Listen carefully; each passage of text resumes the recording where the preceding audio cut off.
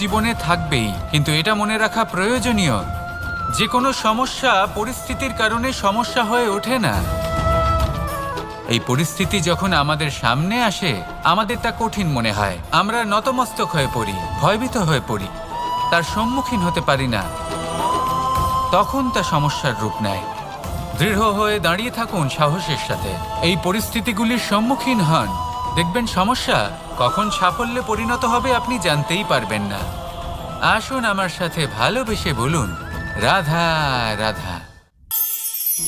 সময় যা সবকিছুকে সমান করে দিতে পারে, যা সব থেকে বেশি শক্তিশালী, সব থেকে বড় সম্পত্তি, সব থেকে বড় শিক্ষক,